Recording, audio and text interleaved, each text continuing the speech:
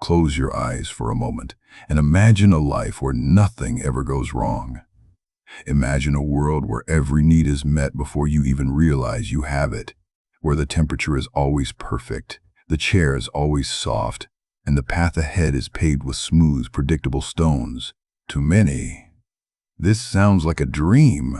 We are taught from birth to work toward this destination. We study to get the job that offers security. We save to buy the house that offers shelter. We seek the routine that offers peace. But I am here today to tell you that this dream is a deception. That warmth you feel is not the glow of success. It is the onset of atrophy. Comfort is not a reward for a life well lived. It is a slow, silent, and sedating death of the spirit. We live in an era that worships convenience. We have apps to bring us food, machines to do our chores, and algorithms to tell us what to think and what to watch. We have engineered the struggle out of our daily existence, believing that by removing friction, we are improving our lives. But look around. Are we more fulfilled? Are we more capable? Are we more alive? The truth is that the human soul was never meant to be kept in a climate-controlled box. We are the descendants of explorers, survivors, and creators who thrived because they had to endure. When you remove the need to endure, you remove the reason to grow. The danger of comfort lies in its subtlety. It doesn't arrive with a bang or a warning sign. It arrives as a soft pillow and a heavy blanket. It whispers that you've done enough, that you've earned a break, and that the good enough life is better than the uncertain one. It is a slow death because it kills your potential one day at a time. Every time you choose the easy path over the necessary one, a small part of your ambition withers. Every time you stay in a job that no longer challenges you, or a relationship that no longer inspires you, or a routine that no longer demands your best, you are choosing a slow decay over a vibrant life. We think we are being kind to ourselves by avoiding stress, but we are actually committing a form of internal sabotage. The biological reality of the human body is that it operates on a principle of adaptation. If you lift heavy weights, your muscles grow stronger to meet the demand. If you sit still for years, your muscles waste away because they are no longer needed. Your mind, your character, and your courage follow the exact same law. If they are not tested, they diminish. Think about the water in a river. As long as it is moving, crashing against rocks, and flowing down steep gradients, it is clear, oxygenated, and full of life. But what happens when that water finds a hollow in the earth and stops moving? It becomes a stagnant pond. It turns murky. It breeds bacteria. It loses its vitality. You are that river. The rocks in your life, the challenges, the failures, the heartbreaks, and the difficult conversations are exactly what keep your spirit fresh and moving. When you seek a life of total comfort, you are essentially asking to be a stagnant pond. You are choosing to settle into a place where nothing new can grow and where the vibrant energy of your youth and your dreams begins to rot. We have become afraid of being uncomfortable. We see discomfort as a sign that something is wrong, when in reality, discomfort is the primary signal that growth is happening. If you are not uncomfortable at least once a day, you are not living, you are merely existing. You are waiting for the clock to run out in a room that is slightly too warm. The tragedy of the comfortable life is that it robs you of your story. No one ever wrote a biography about a person who stayed home, avoided risks, and played it safe every single day. We don't tell legends of people who took the path of least resistance. We celebrate those who stepped into the arena, those who faced the cold, and those who were willing to be bloodied and bruised for the sake of a vision. By choosing comfort, you are erasing the most interesting chapters of your life before they are even written. You are trading your greatness for a sense of temporary relief. And the worst part is that comfort is addictive. The more you have, the less you can tolerate. Eventually, the slightest inconvenience feels like a catastrophe would become fragile. We become people who are easily broken by the world because we never allowed ourselves to be strengthened by it. We must realize that the safe choice is often the most dangerous choice of all, because it guarantees that you will remain exactly who you are today, forever. And in a world that is constantly evolving, staying the same is the equivalent of moving backward. We must learn to distinguish between rest and comfort. Rest is a biological necessity. It is the pause between the notes that makes the music. But comfort as a lifestyle is a different beast entirely. It is a slow surrender. It is the decision to stop asking, "What am I capable of?" and start asking, "How can I make this easier?" When you stop asking what you are capable of, you lose the very essence of what it means to be human. We are a species of builders and strivers. We were built to climb mountains, not just to look at them from a distance. We were built to solve problems, not to hide from them. Every invention, every work of art, and every leap in human progress came from someone who was deeply uncomfortable with the status quo. If you want to find your purpose, you won't find it in the quiet corners of your comfort zone. You will find it out on the edges, where the wind is blowing, where the stakes are high, and where you are forced to show up as your highest self just to survive the day. That is where life is lived. Everything else is just waiting. The greatest lie we are ever told is that security is the goal of life. We are conditioned to believe that if we can just reach a certain level of income, a certain status, or a certain level of predictability, we will finally be happy. But security is a ghost. It doesn't actually exist. The world is inherently volatile, and the only real security you have is your own ability to handle the unknown. When you spend your life chasing comfort, you are effectively disarming yourself. You are throwing away your shield and your sword because they feel heavy, only to find yourself defenseless when the inevitable storms of life arrive. We must understand that the cost of comfort is paid in the currency of missed opportunities.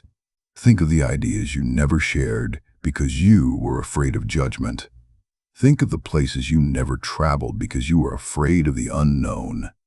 Think of the person you could have become if you hadn't been so focused on staying safe. Every time we choose the couch over the gym, the silence over the truth, or the familiar over the challenging, we are paying a tax on our future selves. We are shrinking our world until it is small enough to fit inside a living room.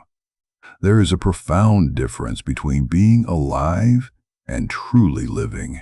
To be alive is a biological state. To live is an intentional act of courage. Most people die at 25 and aren't buried until they are 75.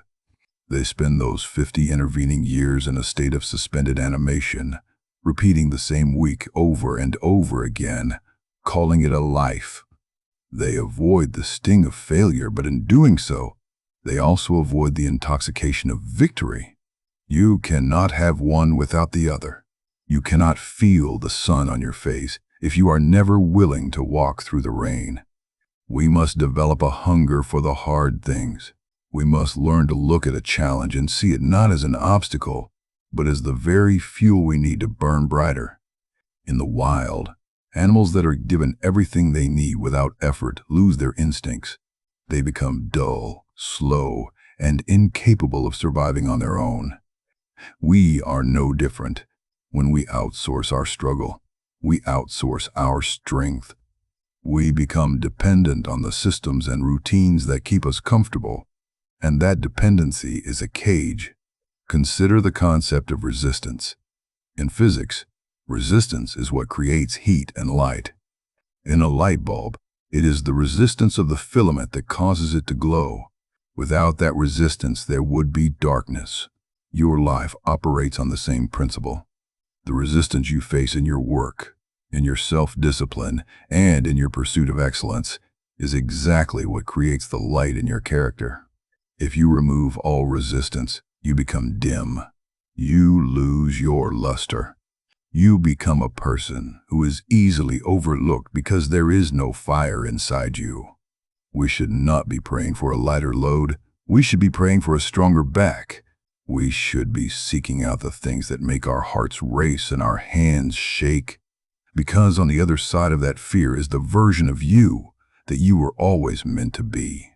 The version of you that isn't afraid of the dark because you have become your own source of light. This is why we must practice voluntary hardship. We must choose to do things that are difficult simply because they are difficult. We must take the stairs, wake up early, speak the truth when it's awkward, and push our bodies and minds past the point of convenience. The seductive nature of comfort is that it feels like kindness in the moment, but it reveals itself as cruelty. In the long run, it is a debt that you pull from your future to pay for your present. When you are old and you look back on your life, you will not remember the days you spent being comfortable. You will not reminisce about the hours you spent scrolling through a screen or the weekends you spent sleeping in. You will remember the moments you were tested. You will remember the times you were pushed to your absolute limit and found out that you had more inside you than you ever imagined. You will remember the cold mornings, the late nights, the sweat, and the tears. Those are the moments that define a life. Those are the moments that make the story worth telling. If you fill your life with nothing but comfort, you will find yourself at the end of it with a heart full of regret and a mind full of what-ifs. You will realize that you traded your birthright of greatness for a mess of pottage. You will see that in your attempt to avoid the pain of growth, you invited the much deeper, much more permanent pain of regret. We must also recognize that comfort is a thief of empathy. When we are too comfortable, we lose our connection to the rest of humanity. We become insulated. We stop understanding the struggles of others because we have forgotten what struggle feels like. We become self-centered and narrow-minded. But when we step out of our comfort zones, when we put ourselves in positions where we are vulnerable and uncertain, we reconnect with the human experience.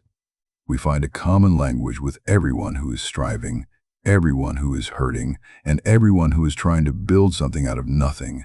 Discomfort humbles us. It reminds us that we are not the masters of the universe, but participants in a great, difficult, and beautiful struggle. It opens our eyes to the reality of the world instead of the fantasy of our own convenience. To choose discomfort is to choose to be fully present in the world, to see it as it is, and to contribute to it in a meaningful way. It is to move from being a spectator of life to being an active participant in the arena. The world does not need more people who are comfortable. The world is already full of people who are content to sit on the sidelines and criticize those who are actually trying. The world needs people who are willing to be uncomfortable. It needs people who are willing to take risks, to fail publicly, and to get back up and try again. It needs people who are willing to stand up for what is right, even when it is unpopular, and to pursue a vision even when it is difficult. This is how progress is made. This is how history is written. Every great leader, every great artist, and every great innovator was someone who was willing to live a life of profound discomfort. They chose the narrow path. RF! They chose the uphill climb. And because they did, they left the world better than they found it. You have that same capacity within you. You have the seeds of greatness buried deep under the layers of comfort you have built around yourself. But those seeds will never sprout in the shade. They need the heat of the sun and the pressure of the earth to break open. They need you to stop protecting yourself and start testing yourself. The final stage of breaking free from the gravity of comfort is the realization that you are not losing your peace. You are gaining your power. We often mistake the absence of conflict for peace, but true peace is the calm of the warrior who knows they can handle the storm. When you finally kill the need for comfort, you stop being a victim of circumstance. You stop checking the weather before you decide to run. You stop checking your mood before you decide to work. You stop checking for approval before you decide to lead. You become a person who moves according to their own internal compass, rather than the external temperature. This is the death of the passenger self and the birth of the captain. In this state, you realize that the very things you used to fear, Loneliness, exhaustion, failure, and uncertainty are actually the ingredients of your evolution. They are not signs to stop. They are the indicators that you are finally playing at a level that matters. You begin to crave the edge, not because you are a masochist, but because you have discovered that the view from the edge is the only one that truly changes you. We must look at the concept of homeostasis. In biology, this is the body's desire to keep everything the same. But in the realm of the spirit, homeostasis is a death sentence. To stay the same is to become obsolete. Think about the legacy you want to leave behind. When your children and grandchildren look at the path you walked, what will they see? Will they see a path that was safe, flat, and unremarkable? Or will they see a trail blazed through the wilderness? Will they see the marks of someone who wasn't afraid to bleed for a purpose? We often think we are being responsible by playing it safe, but the most irresponsible thing you can do with the miracle of your life is to waste it in the pursuit of ease. You are given a brain capable of complex thought, a heart capable of immense love, and a body capable of incredible endurance. To use those tools only to find the shortest route to the couch is an insult to the universe that created you. We are the only creatures on earth that can choose to go against our instincts for comfort, for the sake of a higher ideal. A dog will always choose the warm spot by the fire. But a human being can choose to leave the fire and walk into the snow to save someone else, or to find a new land, or to discover a truth. That choice is what makes us divine. When you embrace the death of comfort, your relationship with time changes. When you are comfortable, time slips through your fingers like sand. Weeks blend into months, and years disappear into a fog of sameness because there are no landmarks of struggle to define them. But when you live on the edge of your abilities, time expands.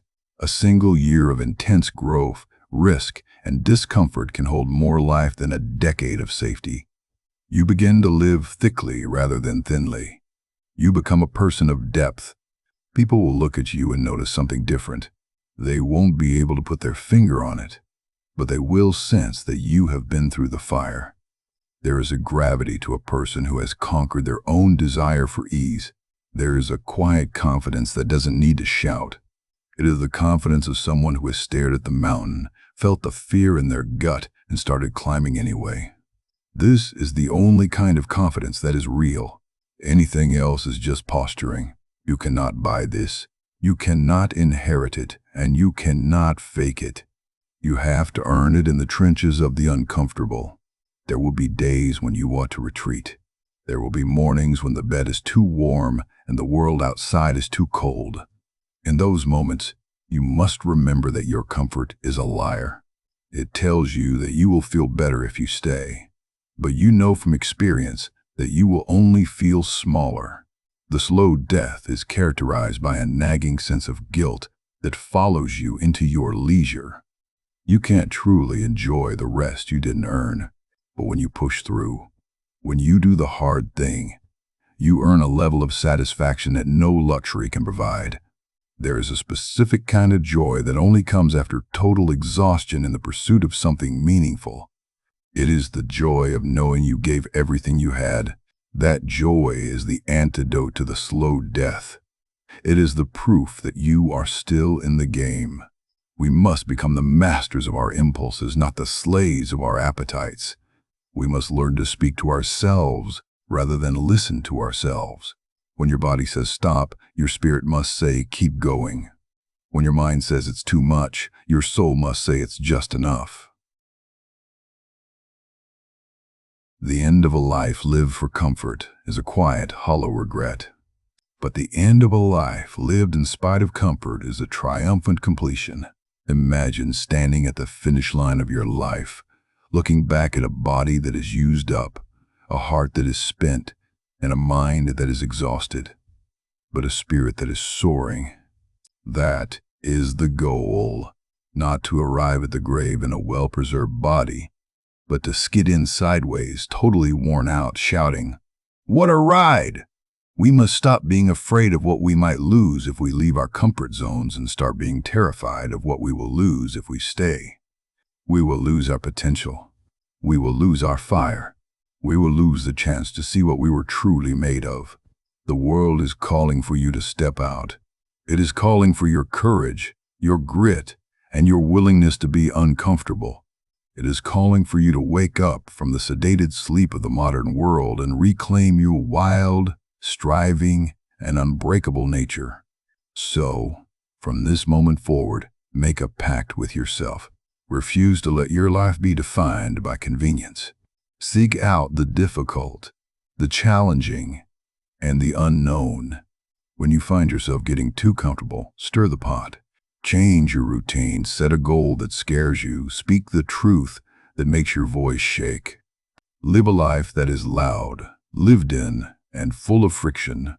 Remember that the pain of discipline is nothing compared to the pain of regret. One is a weight that builds you, while the other is a weight that crushes you. Choose the weight that builds. Walk away from the gilded cage of your current limitations. The door is already open. It has always been open. You just have to be willing to leave the warmth of the cage for the uncertainty of the sky. Don't let your story be a footnote in the history of the comfortable. Let it be a testament to the power of the human spirit to overcome its own nature. Comfort is a slow death, but the struggle is a magnificent life. Choose life. Choose the struggle. Gaze. Choose to be the person who is brave enough to be uncomfortable.